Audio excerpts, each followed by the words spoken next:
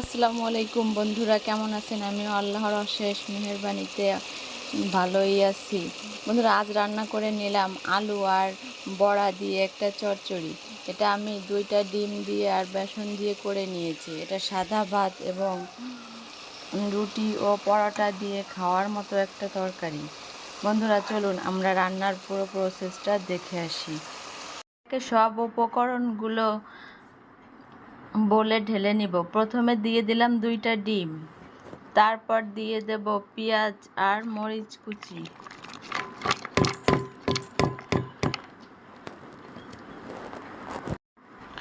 রঙের জন্য একটু হলুদের গুঁড়া,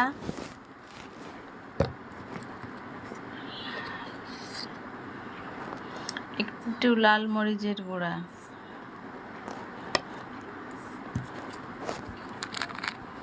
দিয়ে দেব পরিমাণ মতো লবণ।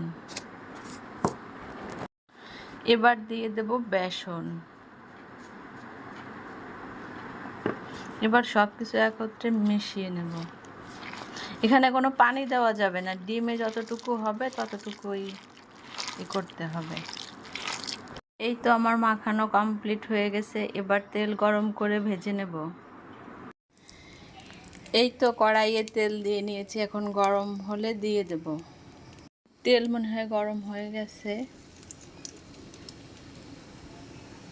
একে একে বড়াগুলো দিয়ে দেব।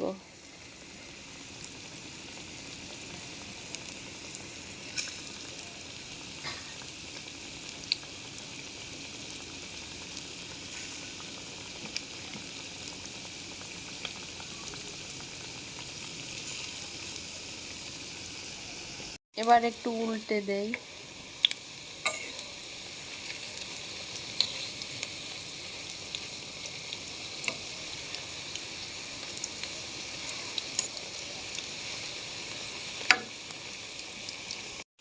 গোল্ডেন ব্রাউন হয়ে গেছে, এখন এগুলো আমি নামিয়ে নেব।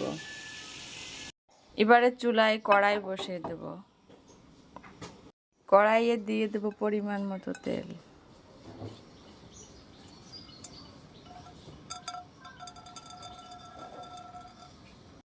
অন্যদিকে আমি একটা মশলা বানিয়ে নিয়েছি। ধনিয়া, জিরা, শুকনো লঙ্কার গুঁড়া, আদা, পেঁয়াজ, রসুন সব কিছু দিয়ে একটা পেস্ট বানিয়ে নিয়েছি। গরম তেলে দিয়ে দেবো পেঁয়াজ কুচি। তেলটা একটু বেশি দেবো, যেহেতু আমি একটু চচ্চড়ি রান্না করবো, তাই একটু গোটা কালো জিরা,